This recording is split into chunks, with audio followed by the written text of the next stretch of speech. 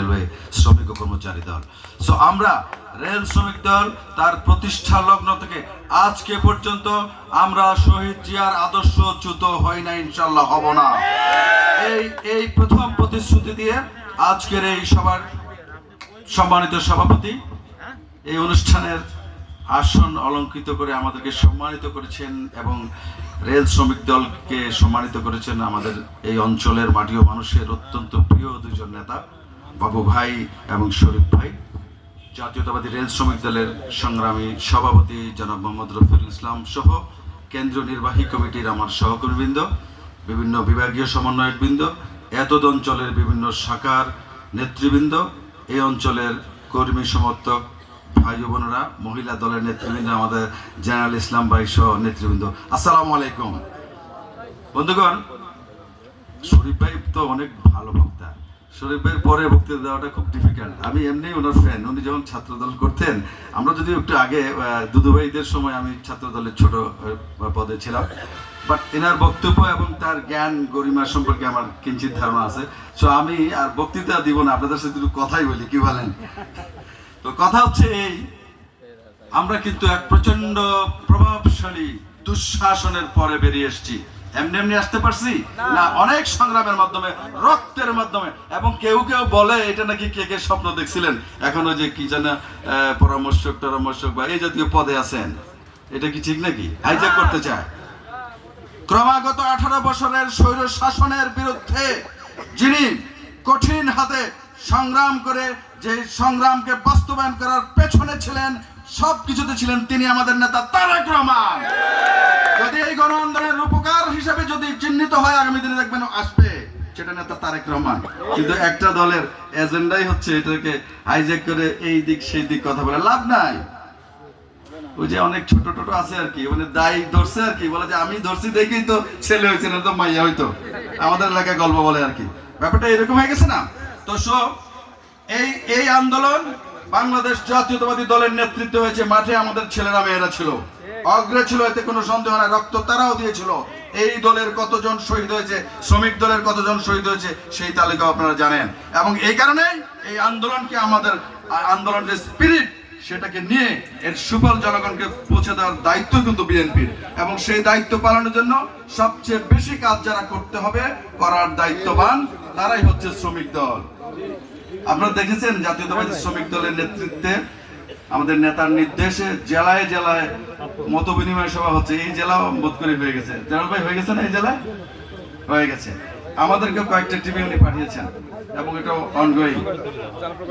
সেখানে ওনার সুনির্দিষ্ট মেসেজ আছে শ্রমিক দলের প্রতি। আসলে আজকের এই সম্মেলনটা এখানে করার পেছনে বিশেষ করে আমি সম্মত হয়েছিলাম এই জন্য যে রেল অঙ্গনে এই মেসেজটা যেন দেই। সেই মেসেজটা কি? বিএনপি ছোট করে দুই ভাগ করলে 5 তারিখের আগে আর 5 তারিখের পরে। 5 তারিখের আগে যারা ছিলেন তারাই নেতৃত্বে থাকবে, এখানে কোনো আপোষ হবে না। গণমানুষের দল হিসেবে হয়তো অনেকে আসবে, কিন্তু নেতৃত্বে নয়।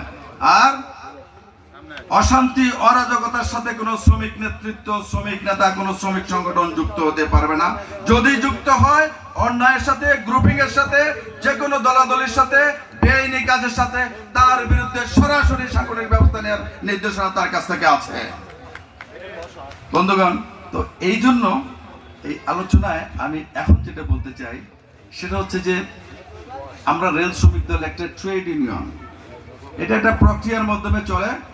এই ট্রেড ইউনিয়নের কমিটি ঘটারও কিছু প্রক্রিয়া আছে, কমিটি করারও কিছু নিয়ম কানুন আছে। এখানে আগে ডি ফর্ম ফিল আপ করে 57 ক ফর্মটা ফিল আপ করে সদস্য হতে হয়, তাই না? আমরা জানি না অনেকে। আমি কি এমন লোককে সভাপতি করব যিনি দলের নামটা ঠিক মতো লিখতে পারবেন না? করব? যিনি স্লোগান দেওয়ার সময় আরেকটা দিয়ে ফেলায় ভুলে, করা যাবে? ভুলে যদি চাচতো ভাই, মামতো ভাই, খালাতো ভাই হয়, এটা করা যাবে? ঠিক হবে? তাহলে কি হবে? শহীদের রক্তের সাথে বেঈমানি হবে। এবং তারেক রহমানের নেতৃত্বে বিগত দিনে গুম খুনের শিকার, যারা আন্দোলনে গিয়ে গুম খুনের শিকার হয়েছে এবং কষ্ট পেয়েছে, মামলা খেয়েছে, অত্যাচারিত হয়েছে, তাদের পঙ্গুত্ব বরণ করেছে, তাদের সাথে বেঈমানি করা হবে। এটা করা যাবে না।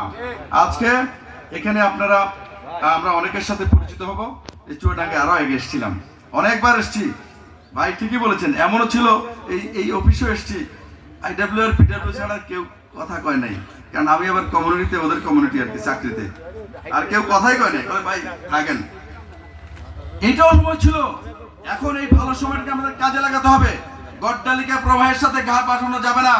বাংলাদেশ জাতীয়তাবাদী দলের সাথে স্থানীয়ভাবে লিয়াজু করে কাজ করতে হবে, তাদের বাইরে যাওয়া যাবে না। নির্দেশনা যেগুলো আসবে সেগুলো পালন করতে হবে। কেন্দ্র থেকে যে সমস্ত নির্দেশনা আসবে সেগুলো পালন করতে হবে। ইনশাআল্লাহ আমরা বিচার বিশ্লেষণ করব, এবং শরীফ ভাই যেমনটি বলেছেন, এখানে সবার সাথে আমরা কথা বলার চেষ্টা করব। তারা ডিএসবি দিয়ে আমাদের মানে যাচাই বাছাই করেছিল, আমাদের কিন্তু দলের উইং গুলা ঠিক আছে বিভিন্ন জায়গায়। আপনারা জেনে খুশি হবেন, বাংলাদেশ জাতীয়তাবাদী রেলওয়ে শ্রমিক ও কর্মচারী দল একমাত্র ইউনিয়ন বিগত লড়াই সংগ্রামে প্রথম থেকে শেষ পর্যন্ত আমরা মাঠে ময়দানে সক্রিয় ছিলাম। ছিলাম না আমরা? ছিলাম। এবং সেই যারা ছিল তারাই পরীক্ষিত ছিল।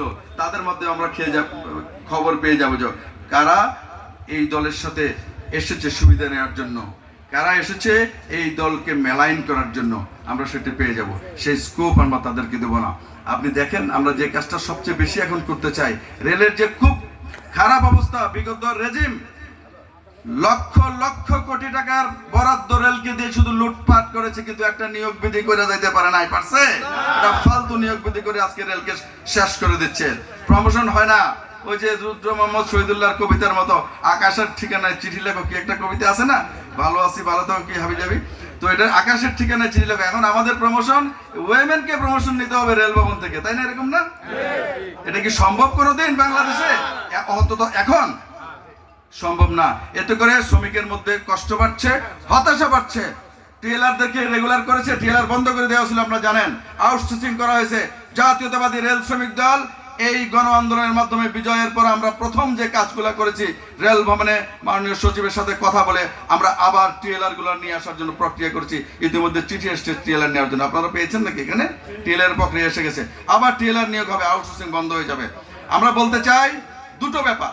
একটা হচ্ছে রেলের স্বার্থ নিয়ে যখন আমরা কথা বলবো, সবাই যদি সবাই সাপোর্ট নেওয়ার জন্য কাজ করবেন, দল মানে সকল নির্বিশেষে, কারণ আমাদের নেতা বলেছেন যে এটা রেইনবো নেশন হবে, তাই না? সেখানে আমরা রেল শ্রমিকের স্বার্থ নিয়ে যখন কথা বলবো, সমগ্র রেল শ্রমিকের সাপোর্ট নিয়ে কাজ করব। আবার যখন দলীয় আঙ্গিকে সাংগঠনিকভাবে কাজ করব, তখন শুধু আমরা স্বচ্ছ বিএনপি যারা, তাদেরকে নিয়ে আমরা দল সাজাবো। এইটাই হবে আমাদের কার্যক্রমের মূল মন্ত্র। আমি কথা শেষ করবো এই কথা বলে, সেটা হচ্ছে শ্রমিক নেতা হিসাবে, শ্রমিক সদস্য হিসাবে আমাদের নেতা। আচ্ছা, আপনারা কি জেনেছেন যে বিএনপি 31 দফা রাষ্ট্র সংস্কারের একটা কর্মসূচি দিয়েছে 2022-23 সাল থেকে? তারেক রহমান সাহেব দিয়েছে না? এটা কি আমরা কেউ পড়ছি? আমার মনে হয় অনেকে পড়ছি, বেশ কিছু লোক পড়ি নাই। শ্রমিকরা আমরা একটু লেখাপড়া কম জানি, তো আমরা কম করে পড়ি। খুব ভালো করে খেয়াল করেন, ওখানে দুইতে আমাদের স্বার্থের কথা বলা আছে।